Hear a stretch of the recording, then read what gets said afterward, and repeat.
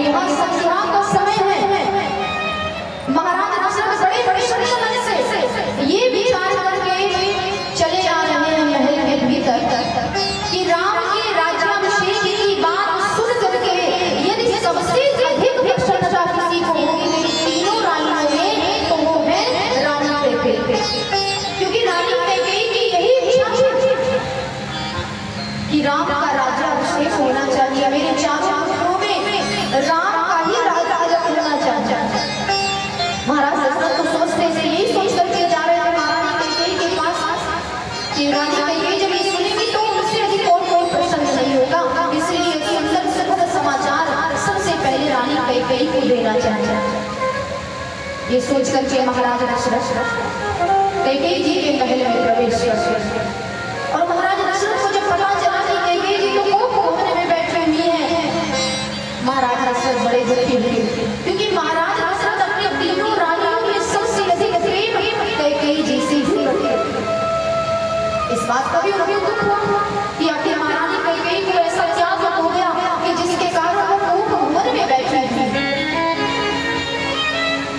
महाराज दशरथ महारानी कैकेयी के पास गए उनको मनाने का प्रयास करते हैं, बार बार उनसे पूछते हैं कि आखिर क्या बात है, किस कारण आप कोप भवन में बैठे हैं, आज हमारी इच्छा पूर्ण होने वाली है।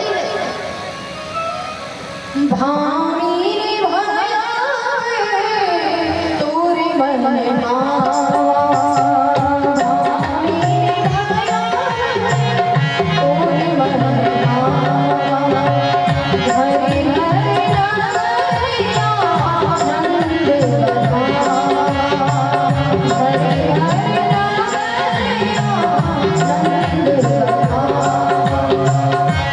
भामी रे भया तोरे मन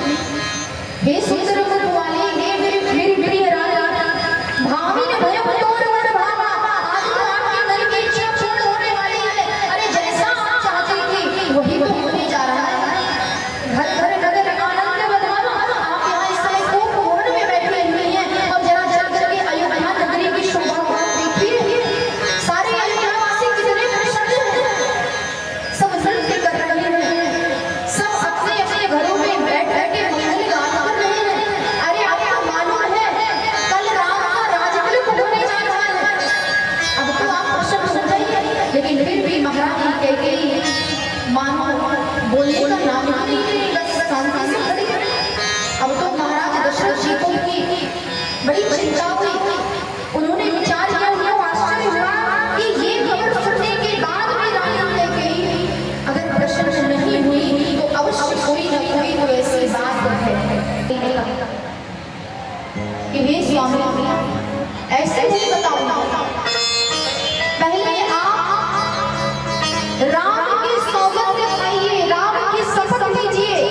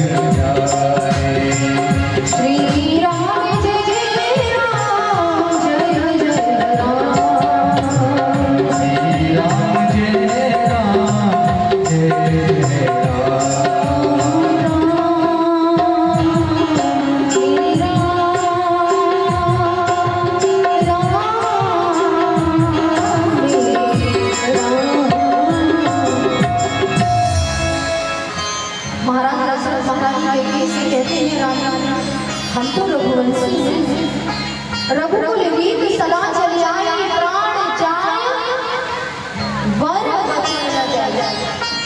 कुछ लोग इस चौपाई को प्राण जाए पर वचन न जाए, लेकिन वहां पर शब्द नहीं है, वर पर नहीं। रघुकुल रीत सदा चली आई, प्राण जाए वर वचन न जाए। महाराज दशरथ कहते हैं कि हम रघुवंशी हैं और हम रघुवंशियों की एक ही रीति है कि यदि हमने किसी को कुछ देने के लिए कह दिया तो भले ही अपने दिए हुए वचन को, दिए हुए वरदान को पूर्ण करने के लिए अपने प्राणों का बलिदान देकर के भी हम अपने दिए हुए वचन को पूर्ण करते हैं, वरदान को देते हैं। तुमने ये कैसे कह दिया कि यदि मुझे देने के लिए कह दिया तो हम मुकर जाए कि हम देना नहीं चाहते।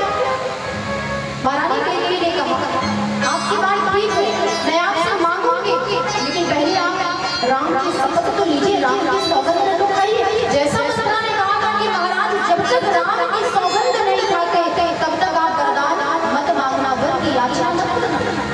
महारानी कैकेयी ने बिल्कुल मंत्रा के कहे अनुसार महाराज दशरथ से कहा पहले राम की शपथ खाइए।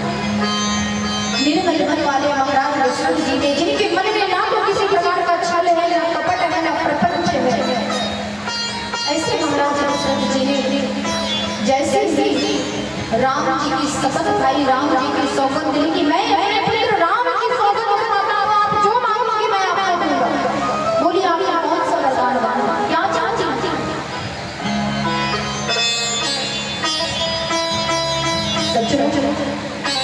जैसे ही महाराज दशरथ जी ने राम की शपथ खाई, मैया कैकेयी दी, उसी समय महाराज दशरथ जी से अपने पहले वरदान ने मांगा कि महाराज मुझे प्रथम वरदान ये चाहिए कि मैं राम के स्थान पर भरत के लिए अयोध्या का राज सिंहासन मांगती हूं। और दूसरी वरदान में राम के लिए मैं 14 वर्ष का वनवास मांगती हूं। यही तो वरदान भरत के राज्याभिषेक की बात सुनकर के महाराज दशरथ को कभी कष्ट नहीं हुआ, दुख नहीं हुआ, लेकिन जैसे ही महारानी कैकेयी ने राम के लिए 14 वर्षों का वनवास मांगा, महाराज दशरथ तो थर-थर कांपने लगे, नेत्रों से प्रेमाश्रुओं की धारा बह चली। महाराज दशरथ अपने अश्रु नहीं रोक पाए, पर जो महाराज दशरथ प्रसन्नचित्त होकर के महारानी कैकेयी के पास आए थे, आज वही महाराज दशरथ महारानी कैकेयी के सामने विलाप रोने लगे। और महारानी कैकेयी को समझाते हुए महाराज दशरथ कहते हैं कि हे रानी, ये तुमने क्या मांग लिया? तुमने राम के लिए 14 वर्षों का वनवास मांगा, तुम्हारे मुख से ये कैसे निकल गया? राम के लिए 14 वर्षों के वनवास की बात तुम्हारे मन में आई नहीं कैसे? और मैं तो अभी यही जानता था कि तुम तो भरत से भी अधिक प्रेम राम से करती हो, और आज राम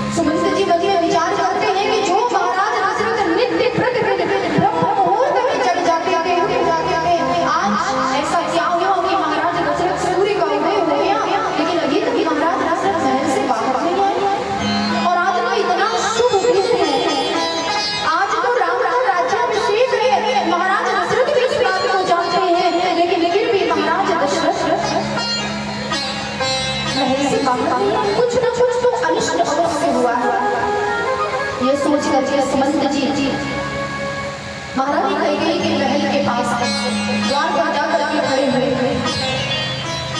महारानी कैकेयी स्वयं द्वार पर आती है, सुमंत्र जी से कहती है कि जाइए आप राम को बुला कर के लाइए। सुमंत्र जी ने कहा नहीं, हमें तो महाराज से मिलना है और हम तो महाराज के मित्र हैं और महाराज के मंत्री भी हैं। तो जब तक हमें महाराज की आज्ञा नहीं मिलती हम आपकी आज्ञा मानने में इतना आवश्यक नहीं समझते हैं। इसलिए हमें महाराज की आज्ञा लेना आवश्यक है। यदि महाराज कहेंगे तभी हम आपको बुला कर लाएंगे। भीतर से महाराज दशरथ जी ने सुमंत्र जी को आज्ञा दी कि हे मेरे सुमंत्र, इस समय केवल मैं राम को देखना चाहता हूँ, अपने राम को देखना चाहता हूँ, राम को बुला। सुमंत्र जी ने तुरंत महाराज दशरथ जी की आज्ञा का पालन किया, राम जी को बुला करके लाए। और वही आज जैसे ही राम जी आए, अपने पिता की ऐसी स्थिति देख करके भगवान बड़े दुखी हुए। बहुत प्रकार से पिता से पूछा, पिता को बताने की स्थिति मिलेगी। महाराज दशरथ किस मुख से कहे जिनको आज राज तिलक देना था उनको आज मैं बन जाने के लिए कह दिया, किस मुख से कहूँगा? महाराज दशरथ अपने मुख से इस बात नहीं बता पा रहे हैं। महारानी कैकेयी ने भगवान श्री राम से सारी घटना के बारे में बताया कि तुम्हारे पिता से मैंने दो वरदान, उन्होंने मुझे देने के लिए कहा था, मैंने अपने दो वरदान मांगे। एक से भरत के लिए अयोध्या का राज सिंहासन और दूसरे से तुम्हारे लिए 14 वर्षों का वनवास मांग लिया मैंने। इसलिए तुम्हारे पिता की ऐसी स्थिति हुई। ये बात सुन करके भगवान श्री राम जरा भी दुखी नहीं हुए, बल्कि मन में बड़े प्रसन्न हुए, क्योंकि राम जी को चाहते थे बन जाना, क्योंकि भगवान तो अंतर्यामी है। अरे भगवान का तो अवतार ही इसलिए हुआ था, ये सारी की सारी लीला तो भगवान की ही, क्योंकि भगवान जानते थे कि जब तक बन नहीं जाऊंगा मेरी आगे की लीला संपन्न नहीं हो पाएगी। तो सारा क्या कराया मैंने भगवान पर का, राम जी का। इसलिए राम जी को कोई दुख नहीं हुआ, बल्कि राम जी अपने पिता श्री को महाराज दशरथ को समझाते हैं कि आप दोनों माता पिता की आज्ञा का पालन करना ये एक पुत्र का कर्तव्य होता है, पुत्र का धर्म होता है। इसलिए मुझे बन जाने की अनुमति प्रदान कीजिए। आज तो मानो महाराज दशरथ का कलेजा फटा जा रहा है। आज महाराज दशरथ सुमंत्र जी को समझाते हैं कि हे मेरे सुमंत्र, मेरे राम को राम लक्ष्मण जानकी यहाँ तीनों बन जा रहे हैं, जबकि वनवास केवल राम को मिला। लखन लाल जी जाने के लिए तैयार, लक्ष्मण जी बल्कि लक्ष्मण जी को भगवान राम ने दोनों प्रकार से समझाने का प्रयास किया कि भैया मेरी अनुपस्थिति में तुम्हारा यह कर्तव्य बनता है। इस समय अयोध्या में भरत और शत्रुघ्न भी नहीं है, इसलिए तुम्हारा ये कर्तव्य बनता है कि मैं पिताश्री के वचनों को पूर्ण करने के लिए, उनके धर्म की रक्षा के लिए 14 वर्षों के लिए मैं वन को जाऊँ और यहाँ मेरी अनुपस्थिति में तुम अयोध्या में रहकर के माता पिता की सेवा करो। यही तुम्हारा धर्म है, तुम अपने धर्म का पालन करो, मैं अपने धर्म का पालन। आज लखन लाल जी भगवान श्री राम जी के चरणों को पकड़ करके कहते हैं, भैया आपने सच से कहा आप अपने धर्म का पालन करेंगे, मैं अपने धर्म का पालन करूंगा, लेकिन आज आप ही बताइए कि मुझे क्या करना चाहिए। अरे यदि मैं जीवित रहूंगा तभी तो माता पिता की सेवा करूंगा, और आप यदि कहीं चले जाएंगे तो आपका ये लक्ष्मण जीवित ही नहीं रहेगा, तो क्या निर्जीव शरीर से मैं माता पिता की सेवा कर पाऊंगा? ये सुन करके भगवान श्री राम के नेत्र सजल हो गए। भगवान चाहते हैं कि मेरा लक्ष्मण तो मेरे बिना एक क्षण भी से दूर नहीं रह पाया, इससे अलग नहीं रह पाता। मैं लक्ष्मण के बारे में बड़ी भांति जानता हूँ, इसलिए भगवान ने तुरंत लखन लाल जी को आज्ञा दी कि जाओ और जा करके भैया सुमित्रा से आज्ञा ले आओ। सुमित्रा जी ने आज्ञा देने में विलंब नहीं किया, उन्होंने तुरंत लक्ष्मण को आज्ञा दी और पूरा लक्ष्मण को डांटते हुए कह दिया कि हे लक्ष्मण, मुझे मेरे पास आने की आवश्यकता नहीं थी, बल्कि जब राम बन जा रहे हैं तो अयोध्या में आप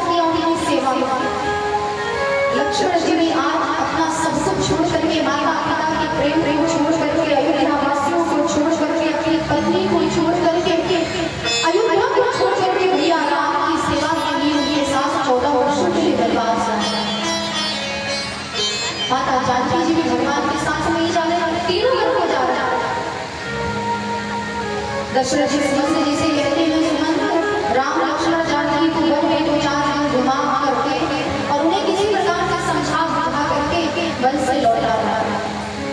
और ये संभव हो सकता है कि राम नहीं आएगा और लक्ष्मण भी नहीं आएगा, ये नहीं जानता।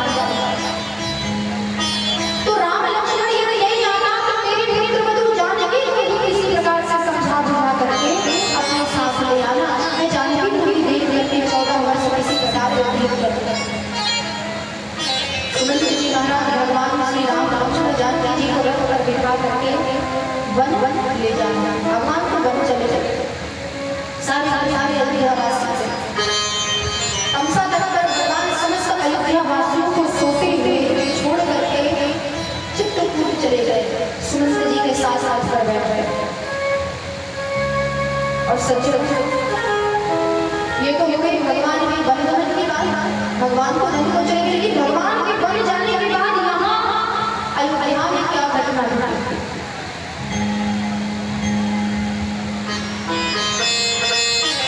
महाराज दशरथ जी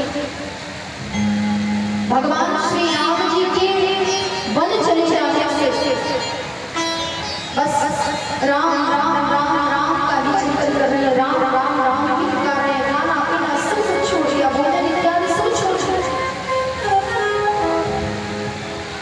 सुमंत जी भगवान को वन में छोड़ करके वन का तक छोड़ करके महाराज दशरथ जी के पास में आए। महाराज दशरथ जी ने पूछा, क्या मेरा पुत्र राम लौट करके आया? उस समय सज्जनों सुमंत जी ने महाराज दशरथ से निवेदन किया, उनको बताया मैंने बहुत प्रयास किया महाराज, लेकिन राम लौट करके आए, ना लक्ष्मण ना जानकी, तीनों में से कोई मेरे साथ में नहीं आया। मुझे विवश करके राम ने आपको यहाँ का समाचार सुनाने के लिए भेज दिया। उन्होंने कहा है कि जाकर के पिता से कहना कि वन में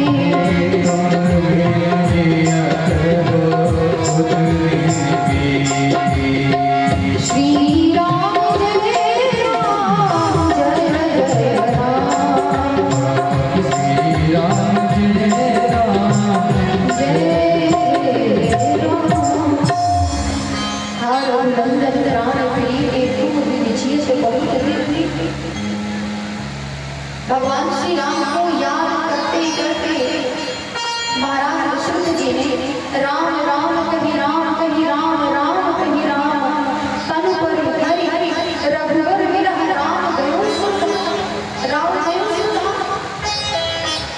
6 बार महाराज दशरथ जी राम राम राम का उच्चारण करते हुए उन्होंने अपने पंच भौतिक शरीर का परित्याग कर दिया राम जी के वियोग। भगवान श्री राम जी के बन जाने से अयोध्या में बड़ा भारी करुण हुआ। सारे अयोध्यावासी जड़ जड़े पशु पक्षी जितने भी थे सब भगवान के वियोग विलाप कर रहे थे। लेकिन आज महाराज दशरथ जी के चले जाने से अयोध्या शमशान के समान हो गए। आज सूर्य कुल का सूर्य सदा के लिए अस्त हो गए। तीनों रानियां करुण करती हैं, विलाप करती हैं। गुरु वशिष्ठ जी ने तीनों रानियों को ज्ञानोपदेश दिया। प्रातः काल गुरु वशिष्ठ ने अयोध्या में रहने वाले श्रेष्ठ दूतों को बुलाया और उन्हें आज्ञा दी कि जाओ इसी समय जाओ और भरत शत्रुघ्न को जाकर के सूचना केवल इतना ही कहना भरत के पास जाकर के यहाँ का कोई भी समाचार मत बताना। बस इतना ही कहना कि गुरुदेव ने याद किया, गुरुदेव ने बुलाया। अगर यहाँ का समाचार तुमने बता दिया, यहाँ जो भी घटना घटित हुई है उसके बारे में भरत को पता चल गया तो मैं अपने भरत को भली भांति जानता हूँ। मेरा भरत आने लायक नहीं। दूत चले गए भैया भरत बुलाने के लिए सूचना देने कि गुरुदेव ने बुलाया। और इधर महाराज दशरथ जी के पार्थिव शरीर को गुरुदेव ने एक नौका में तेल भर करके सरसों का तेल भर करके उनके पार्थिव शरीर को स्वच्छ कर दिया। आज के समय में किसी व्यक्ति की मृत्यु होती तो क्या करते हैं, उसे बर्फ में रखते हैं। पहले के जमाने में बर्फ नहीं रखते, तेल में महाराज दशरथ जी के पार्थिव शरीर को गुरुदेव ने स्वच्छ कर दिया। विचार जारी है जिनके 4 मंत्र हैं और मृत्यु के समय उनके पास कोई नहीं था। दशरथ जी अकेले राम लक्ष्मण भरत शत्रुघ्न ननिहाल। और यहाँ भरत जी की स्थिति कैसी है, प्रभु श्री राम को वन को चले गए, पिता की मृत्यु हो गई तो भरत जी को रात्रि में बड़े बड़े दुष्स्वप्न आते हैं। रात्रि में ऐसे दुष्स्वप्न से भयंकर स्वप्न को देखते हुए भरत जी प्रातः काल उठते हैं। स्वप्न भैया से क्या मैंने बहुत बुरे स्वप्न देखे और स्वप्न के उस भयंकर स्वप्न के अनिष्ट को कम करने के लिए भरत जी भगवान शिव की आराधना करते हैं, अभिषेक करते हैं। भगवान शिव का शत्रुघ्न भैया के साथ में बैठ गए। अभिषेक भरत जी ने पूर्ण किया शिव जी का। ब्राह्मणों को बुला बुला के भरत जी दान पुण्य कर रहे हैं। और जैसे भरत जी ब्राह्मणों को बुला बुला के दान पुण्य करने लगे उसी समय अयोध्या से दूत आए और उन्होंने हाथ जोड़ करके भरत जी से निवेदन किया कि हे भैया भरत, हमसे कुछ पूछिएगा बस। हम इतना भी कह पाएंगे कि गुरुदेव ने आपको शीघ्र बुलाया है, गुरुदेव ने आपको याद किया है, इसलिए हमारे साथ आपको शीघ्र चलना होगा और हमसे कुछ मत पूछिएगा क्योंकि हम बता नहीं पाएंगे। भरत जी ने बिना विलंब किए शत्रुघ्न जी को साथ में लेकर के तीव्र गति से दौड़ने वाले घोड़ों पर बैठ के भरत जी शीघ्र अयोध्या पहुंचे। आज भरत जी जब अयोध्या में प्रवेश करते हैं तो आज भरत जी को अपनी अयोध्या शमशान की भांति दिखाई दे रही है कि जो अयोध्या इस अयोध्या में आने की बात मानकर प्रसन्नता होती थी तो अयोध्या की लगती थी। आज वो अयोध्या शमशान भूमि की बात क्यों लग रही है। भरत जी के मन में बड़ी चिंता मेरी अयोध्या की ऐसी स्थिति। अयोध्या वासी जो भरत जी को देखते हैं तो अपने अपने दरवाजे बंद कर लेते हैं। प्रयास किया लेकिन जिसको भी बुलाते हैं भरत जी की वो कोई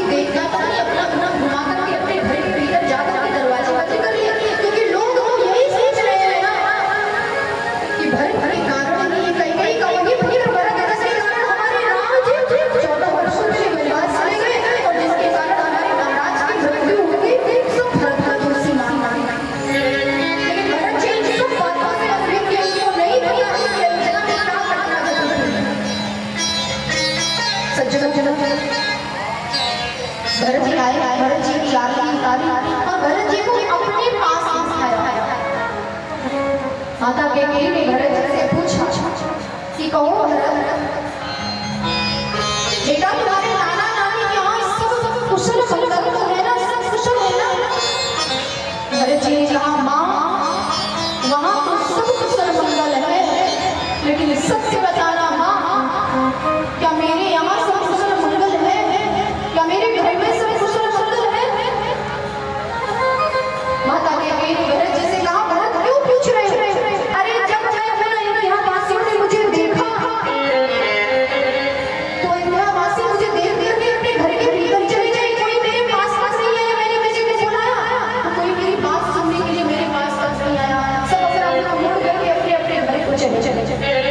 सबसे बताना माँ, क्या मेरे यहाँ सब कुशल मंगल है मेरे घर में? सच माता कैकेयी भरत जी से कहते हैं कि भरत अभी कभी तो सब कुशल मंगल, मैंने सारी कुशलता कर ली, मैंने जैसा सोचा तो सब कुछ वैसे ही हो रहा था। और इस कार्य में मंथरा ने मेरी बड़ी सहायता की, लेकिन एक अमंगल हो गया, एक घटना घटित हो गई। भरत ने कहा मैया कौन सी घटना? माता कैकेयी कहते हैं सब कुछ कुशल मंगल था, सब कुछ अच्छे से हो रहा था, लेकिन बीच में ही तुम्हारे पिताश्री का स्वर्गवास हो गया। ये सुनते ही भरतलाल जी तात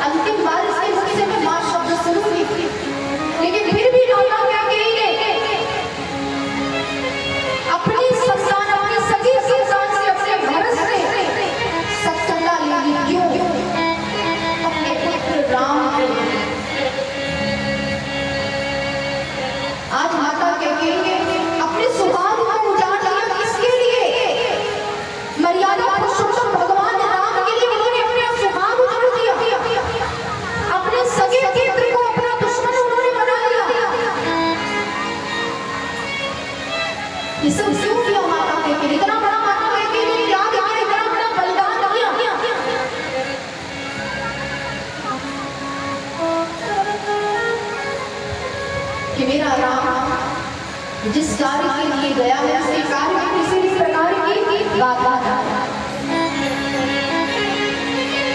माता कैकेयी ने विचार किया कि जब तक मैं अपने ऊपर कलंक नहीं लूंगी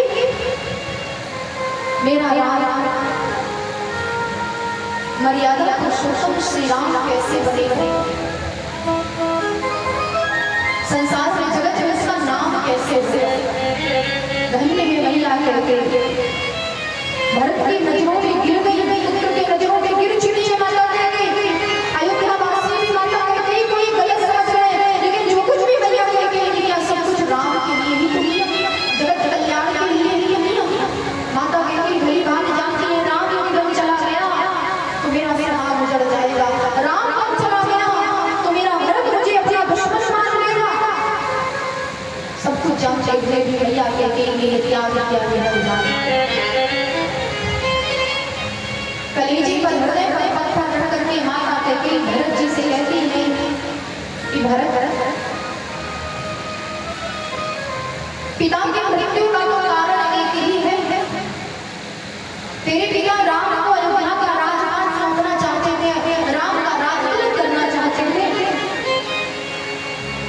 लेकिन मैंने राम की आशीष पर तेरे लिए तेरे पिता श्री मैंने तेरे लिए अयोध्या का राज सिंहासन मांग लिया, और दूसरे वरदान में मैंने तेरे भाई राम के लिए 14 वर्षों का वनवास मांगा। ये बात सुनते ही भरत ही बिसरो पितु मरण सुनत राम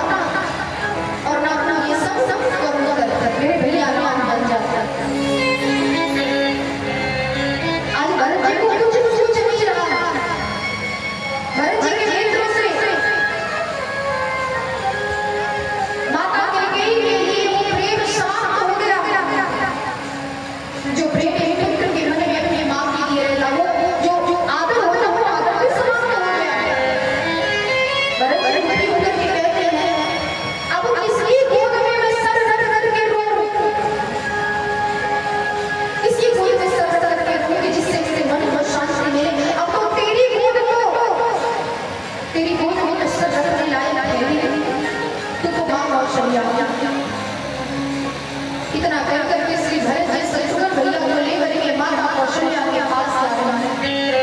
दूर से माता कौशल्या ने भरत जी को अपनी ओर आते हुए देखा तो दौड़ करके गई और भरत जी से लिपट करके मां कौशल्या रोने लगी। एक बार माता कौशल्या ने अपने मन में विचार किया, मैया को लगा राम आ रहा है, क्योंकि माता कौशल्या के नेत्रों में अश्रु भरे हुए थे, इसलिए मैया कौशल्या को धुंधला दिखाई दे रहा था। और दूसरी बात कि भरत जी देखने में थोड़ा राम जी जैसे लग रहे थे। भरत राम जी की माता कौशल्या भरत जी से लिपट करके रो रही है। आज भरत जी रोते हुए माता कौशल्या से कहते हैं कि भैया मैं सत्य कहता हूँ, भैया राम को वन भेजने में मेरी तनिक भी सहमति नहीं है।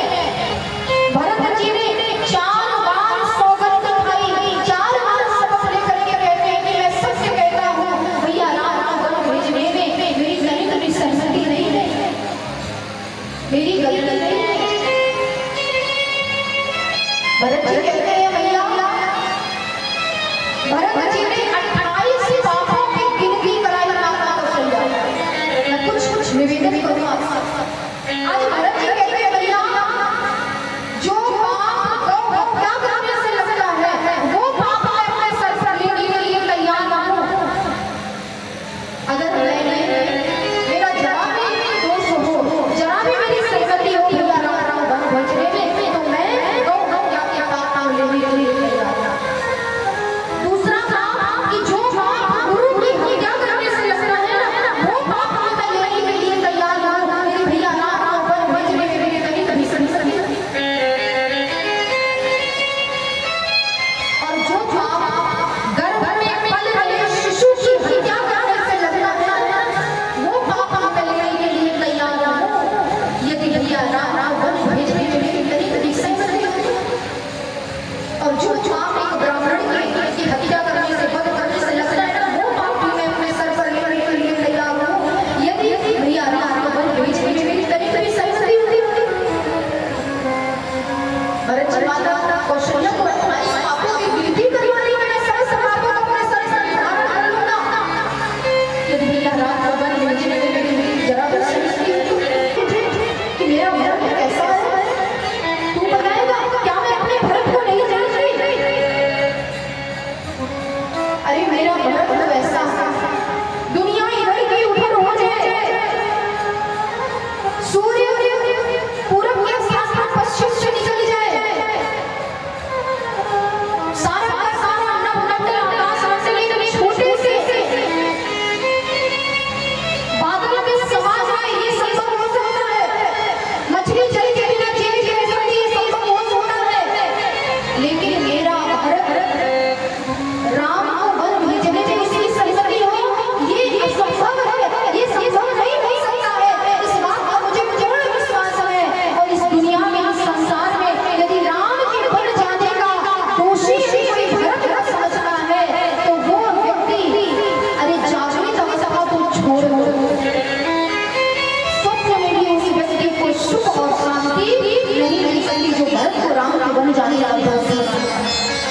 तो मैं अपने भरत को नहीं जानती, मैं अपने भरत को भली बात जानती हूँ कि मेरा भरत कभी ऐसा नहीं करता। रात्रि भर भरत जी माता कौशल्या की गोद में सर रख करके रोते रहे और राम को याद, भगवान श्री राम को याद करते हुए बस माता कौशल्या से इतना ही कहते हैं कि मैया जब जब याद परी रघुराई, जब जब याद परी रघुराई, प्राण निकले चाहे माई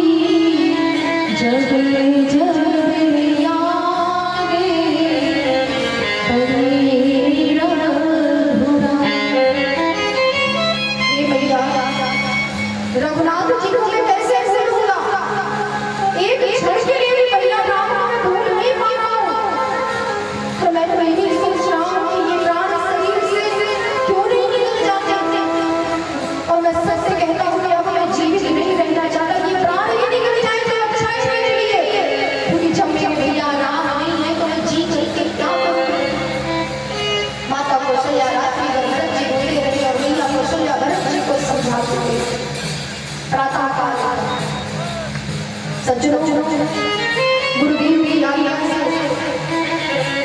महाराज दशरथ जी की अंतिम क्रियाक्रम करने के लिए चंचल की लकड़ी की बड़ी बड़ी स्वच्छता बनाई। और यहाँ पर आज श्री भरत लाल जी गुरुदेव के कहने से गुरु आज्ञा से महाराज दशरथ जी का अंतिम संस्कार करने जा रहे हैं। गुरु जी एक प्रकार से कहते करेंगे तो भरत जी उसको 10 प्रकार से करने का प्रयास करते कि पिताश्री के अंतिम संस्कार में किसी प्रकार की कोई कमी न रह जाए। पूरे नियम के साथ पूरे श्रद्धा के साथ में भरत जी ने अपने पिता महाराज दशरथ जी का अंतिम क्रियाक्रम करते। और इस प्रकार महाराज दशरथ जी का जब अंतिम क्रियाक्रम संपन्न हुआ तो गुरु वशिष्ठ जी अयोध्या में सभा बुलाते हैं और उस सभा की अध्यक्षता भी वशिष्ठ जी ही कर रहे हैं। वशिष्ठ जी ने भरत जी को अपने पास में बुलाया और अपने पास बुलाकर के बिठा देते। क्यों बिठाए? क्योंकि जब हमें किसी को कोई बात समझानी होती है तो उस व्यक्ति को पास बुलाकर के बिठाते हैं और बिठा करके समझाते हैं। वशिष्ठ जी ने भी वही किया, भरत जी को अपने पास बुलाकर के बिठाया और भरत जी को समझाने लगे। आज भरत जी को वशिष्ठ जी समझाते हुए कहते हैं कि हे भरत, अयोध्या का राज सिंहासन रिक्त पड़ा है, इसलिए मेरी आज्ञा मान करके अयोध्या का राज सिंहासन संभाल। एक राजा के रूप में सिंहासन पर विराजमान होकर के प्रजा का पालन, ये तुम्हारे पिताश्री की इच्छा। इतना कह करके वशिष्ठ जी महाराज दशरथ जी अपने वचन के प्रति कितने निष्ठावान थे महाराज दशरथ जी के विषय में गुरु वशिष्ठ भरत जी को बताता। राम जी अपने पिता के वचनों को निभाने के लिए कितने निष्ठावान थे। राम जी के निष्ठा की प्रशंसा करते थे और राम जी के प्रति, भगवान श्री राम के प्रति सीता और लखन लाल जी कितने निष्ठावान थे।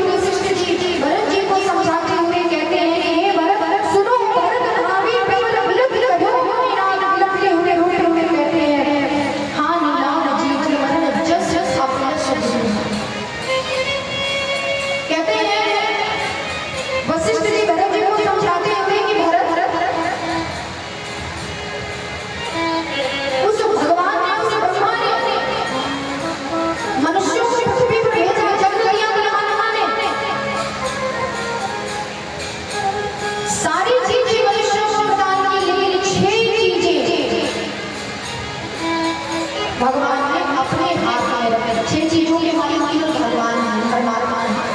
कौन कौन? हानि, दूसरा लाभ, जीवन, मरण, यश और अपयश। इसकी बात और भगवान के हाथों में।